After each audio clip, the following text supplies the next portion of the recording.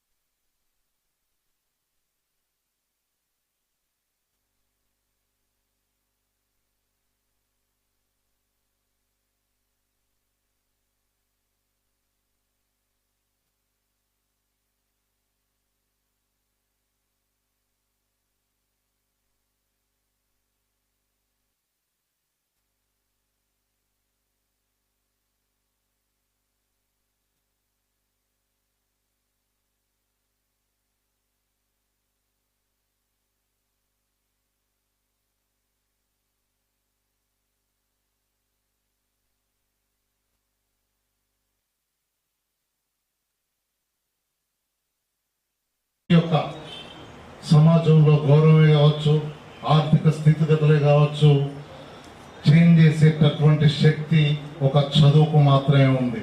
కాబట్టి ఈ గ్రంథాలయాలను అన్ని దానాల్లోకెల్లా విద్యాదానం గొప్పదని చెబుతుంటారు. కాబట్టి ఈ లైబ్రరీని ఉపయోగించుకొని, అంటే ప్రపంచంలోకెల్లా ఉన్నటువంటి నాలెడ్జ్ అంతా ఈ యొక్క లైబ్రరీ, ఈ లైబ్రరీలో మనకు ఏది కావాలంటే అది దొరకడం జరుగుతుంది. It is a knowledge hub. బేసిక్గా మనకు అంటే మనం చదువుకున్న రోజులు 10th క్లాస్ కావచ్చు, ఇంటర్మీడియట్ వరకు కావచ్చు, డిగ్రీ వరకు మనకు ఒక యూనిఫామ్గా మనకు ఒక సిలబస్ ఉంటుంది. ఆ సిలబస్ పరిధి మించి మనం ఏమైనా తెలుసుకుందామన్నా కూడా ఆ స్కూల్లో మనం తెలుసుకోలేము. ఎందుకనంటే మన పరిధి అంతే. ఇక ఆ సబ్జెక్ట్ వరకు మాత్రమే తెలుసుకోగలుగుతాం.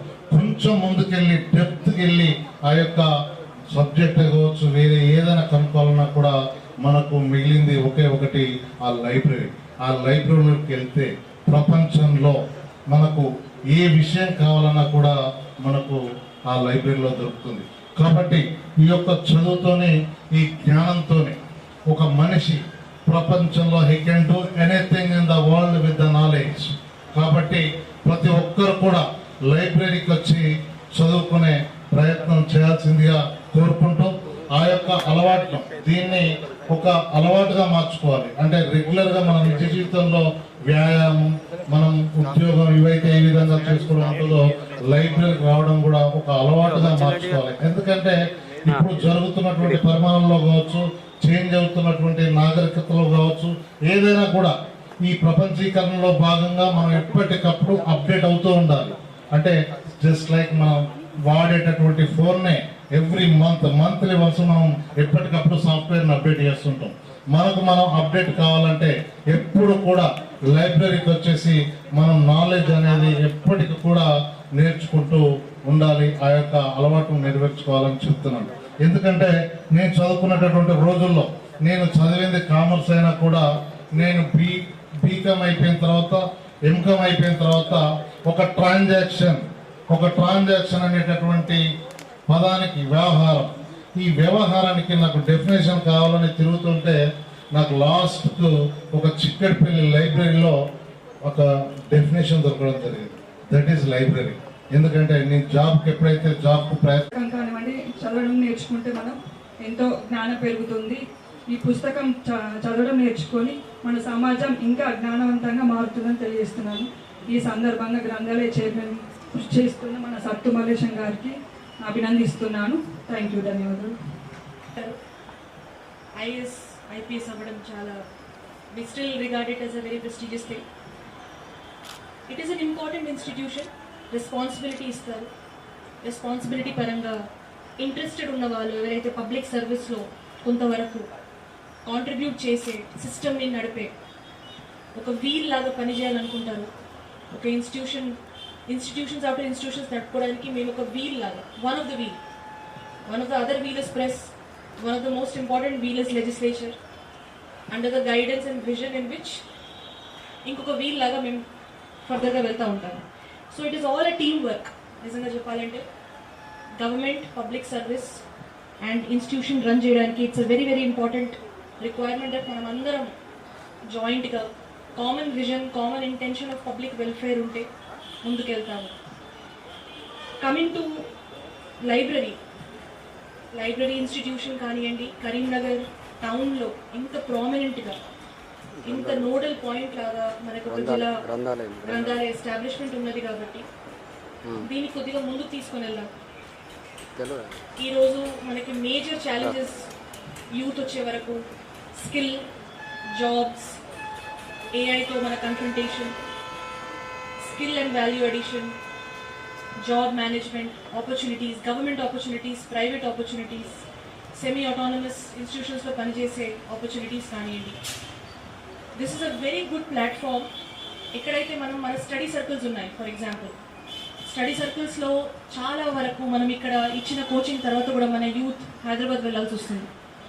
హైదరాబాద్ వెళ్ళిన తర్వాత ఆ అన్సర్టనిటీలో అక్కడ when we can provide that opportunity in Karimnagar, we should make a plan that Karimnagar యూత్కి జిల్లా గ్రంథాలయంతో పాటు స్టడీ సర్కిల్స్ని అలైన్ చేసుకుంటూ ఒకవైపు గ్రూప్ ఎగ్జామ్ కోచింగ్స్ కానివ్వండి, ఇంకొక వైపు ఎవ్రీ 3 months ఒకసారి జాబ్ మేళాస్ కానివ్వండి, ఇంకొక వైపు counselling, interaction with the faculties of the coaching institute at inter. For example చాలామంది మనం even I was sent to Chaitanya Narayana institutions.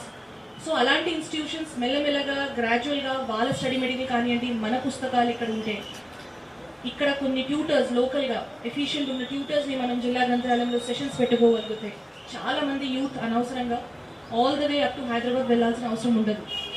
After Hyderabad, Warangal, Karimnagar, Khammam, these are the 3 nodal points. ఎక్కడైతే మనం Tier 2 కాకుండా ఇప్పుడు ఇన్ఫ్రాస్ట్రక్చర్ ఎంత పెరుగుతుందంటే మనం ఒక రకంగా దీన్ని డిపార్ట్మెంట్లో నెగ్గడంతో పాటు అనేక జ్ఞానాన్ని సంపాదించుకోవడం కోసం ఉదయం నుంచి సాయంత్రం వరకు ఇక్కడ చదువుతూ ఉంటాం.